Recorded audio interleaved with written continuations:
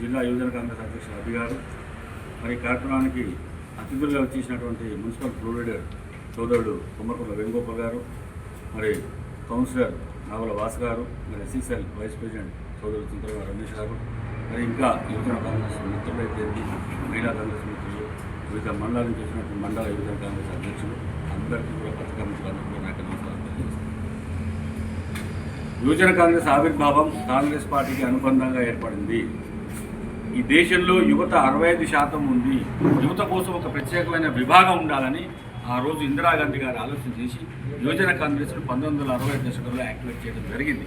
Activate చేయడం కాదు, రాష్ట్రాలలో ఇతర రాష్ట్రాలలో కూడా అన్ని రాష్ట్రాల్లో యువజన కాంగ్రెస్ విభాగాలు ఉండాలి.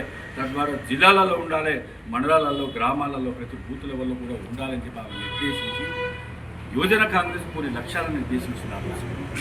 కాంగ్రెస్ పార్టీకి అండగా ఉంటూ కాంగ్రెస్ పార్టీ కార్యక్రమాలను ప్రజల్లోకి తీసుకువెళ్తూ ఈ యొక్క యువత యొక్క లక్ష్యాలను నిర్దేశించుకొని పనిచేస్తే కాంగ్రెస్ పార్టీ గెలుపు సులువవుతుందని చెప్పి ఆమె భావించి ఆ రోజు ఈ యొక్క కార్యక్రమం చేపట్టడం జరిగింది. నేటి యువత మనం చూస్తూ ఉన్నాం, నిజంగా అత్యంత బాధాకరమైన విషయం.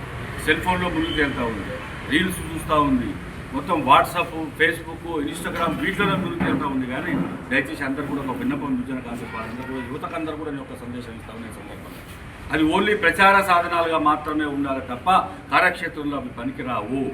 ప్రజల వద్దకు వెళ్ళినప్పుడే మన యొక్క లక్ష్యం ఏంటో, మన నిర్దేశించిన లక్ష్యం ఏంటో నెరవేరుతుంది తప్ప ఈ యొక్క ప్రచార సాధనాలు సాధ్యం కాదు. యువతకు ఏం కావాలో మీరు తెలుసుకుని యువజన కాంగ్రెస్ ప్రజల దగ్గరికి వెళ్ళండి, యువత దగ్గరికి వెళ్ళండి, నిరుద్యోగుల దగ్గరికి వెళ్ళండి, విద్యార్థుల దగ్గరికి వెళ్ళండి, వారి సమస్యలను తెలుసుకుని సమస్యల కోసం పోరాటం చేయండి. ఈ పోరాటానికి బాసటగా కాంగ్రెస్ పార్టీ ప్రజలందరూ ఎన్నికలు వస్తూ ఉంటాయి, పోతూ ఉంటాయి, పదవులు వస్తూ ఉంటాయి, పోతూ ఉంటాయి. కానీ మీరు ప్రజలకు చేరువైతే, యువతకు చేరువైతే అది ఒక్కటే మిగిలిపోతుందా, మీరు చేసిన మంచి పని ఒకటి మిగిలిపోతుంది తప్ప ఈ పదవులు ఎన్నికలు కాదని గుర్తుపెట్టుకుని పనిచేస్తూ ఉంటారు. ఇంకొక విషయం మీకు చెప్పుకోవచ్చు, పనిచేస్తూ పోతూ ఉంటే పదవులు వాటంతరాలే వస్తూ ఉంటాయి. యువజన కాంగ్రెస్లో ఏమైనా నాయకులను జేజీలు కొట్టడం, జెండాలు పట్టుకొని ముందర కొట్టడం, ఈ ధర్నాలలో హర్తాలలో పాల్గొనడం, మా పని ఇంతతో అయిపోయిందని చెప్పి ఫోటోలు పెట్టుకొని, సెల్ఫీలు పెట్టుకొని ఆ రోజు ఆ పూట గంట గడిపేసి మా పని అయిపోయింది చేతులు పెట్టుకొని ఇంట్లో కూర్చోవడం కాదు. అది కాదు యువజన కాంగ్రెస్. మీకు ఇచ్చిన లక్ష్యం ఏంది, మాకున్న లక్ష్యం ఏంది, యువజన కాంగ్రెస్లో మేము ఏం చేయాలని మొట్టమొదటి మీరు తెలుసుకోవాలి. యువతకు దగ్గర కావాలి, విద్యార్థులు